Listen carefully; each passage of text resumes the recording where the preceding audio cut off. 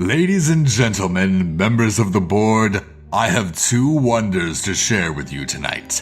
First, allow me to present the next evolutionary milestone of our species, immortality. Ever for theatrics, Dr. Monroe says this with his arms outstretched, his burgundy dress coat flowing with every gesture. There is a collective gasp from the audience when the curtain drops and a pale, topless form of a seated man makes his appearance. Shackles pin his wrists to the arms of the chair. His face eerily mirrors the confusion of the onlookers. This man, a thief, a murderer, and admitted pox to our society, has generously offered to help demonstrate the latest breakthrough in medicine. He pauses for effect before removing the small decorative vial from his belt. This was born of my research into xenotransplantation. I'm sure you must remember Sir Winston. They did. They would never forget last year's unveiling of the genderless human body, naked and draped callously on the floor, nor the drooping eyes of the basset hound's head that had surgically replaced the original. For hours they watched with bated breath while the monstrosity lapped up water from a dish, only for it to seep freely through the stitches in its neck, the fingers and toes twitching as if deciding whether to obey their new master. Dr. Monroe smiles at the recognition sweeping the room. Yes, beyond cellular rejection, it all came down to one thing. The secret was in the temperature. But I digress. It was through this previous research that I observed the secret electrical blueprints all living organisms use to repair themselves, and thus developed the Invictus toxin you see here. When ingested and given ample time to spread through the vascular system, it will open the sodium ion channels of the body and react to an electrical field. Grinning, he flips an enormous switch, and the unnerving sense of buzzing fills the air. Brilliant blue sparks appear to flit along every surface, and John Haynes of Phillips & Sons becomes sure that the entire room will burst into flames. There is also the bizarre side effect of rendering the drinker impervious to pain. I imagined the limitless benefits this would have as an anesthesia, but then, of course, the rueful surgeons could never perform surgery. The patient would simply keep healing before even a minor incision could be completed.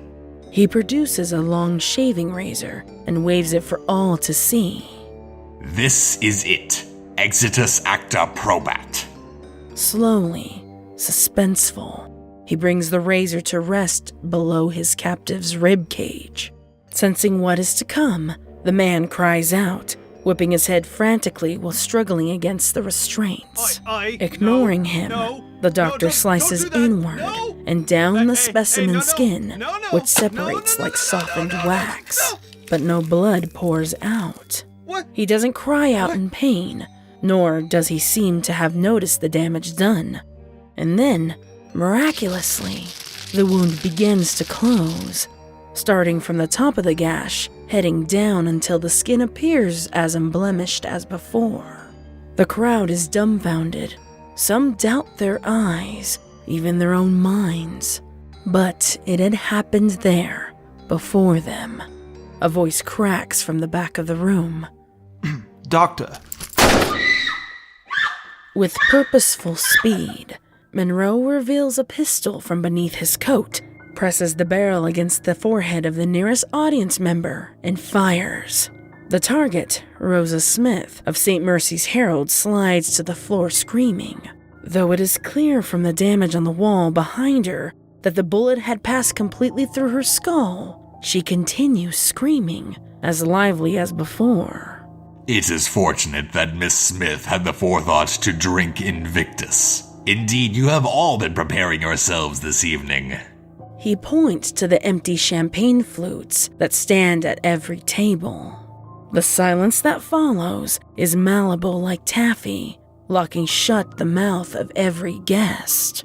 And then, curiosity wins out, and a diminutive man nearest the stage gently nibbles on the back of his own hand. His eyes grow wide when he senses not even the faintest of pain, and then clamps down, peeling the flesh from the back of his thumb to his wrist. Again, as before, there is no blood, only the shimmer of blue light as the skin curls back into place. The violence begins subdued as the guests test the waters of the vast ocean before them. And then it erupts. A large man from 2 states north asks, practically begging for the pistol from Monroe. When he receives it, he dares the others to fire at him, vividly living out his fantasies as an indestructible hero. A woman who couldn't stop reminding everyone how she had traveled for 3 nights by train is absorbed by twisting the long fingernails off her right hand and watching as they clitter across the table and back into their roots. This is going to be marvelous. Think of all the women who would just die to never have another broken nail. Amidst the chaos of snapping limbs and frantic stabbing, Dr. Hearz stops, panting for breath. You've really done it, Dr. Monroe. A world without pain, suffering, injury. Though I fear you may have put me out of work. But you said there would be 2 items to present tonight. With your first as earth-shattering as this, I can't imagine how you could top it. That's when he catches sight of it. The first drop of scarlet they had seen all night. The prisoner's thumb was bleeding. Horrified, Dr. Hearz turns to Monroe. Doctor, what do you make of this? Why hasn't he healed? Monroe doesn't answer at first, but instead appears absorbed in the pocket watch he's holding. Don't worry, good doctor. He clearly was injured and subsequently healed while we restrained him. It simply opened up again, roughly 8 minutes after the toxin has been metabolized. Everyone stands silent, hanging on his every word. Despite my greatest efforts, the Invictus toxin passes through the human body in 1800 seconds. That is to say, half an hour. Thus, we move on to the final experiment of tonight. An exercise in inevitability. He glances at his watch again, before bowing and pointing towards the test subject. As they follow his gesture, the pale man begins screaming and convulsing in a fit. The wound along his stomach opens, as if cut by a phantom blade. A glaring red crescent, much like the grin of the elusive Dr. Monroe. Oh, make it stop!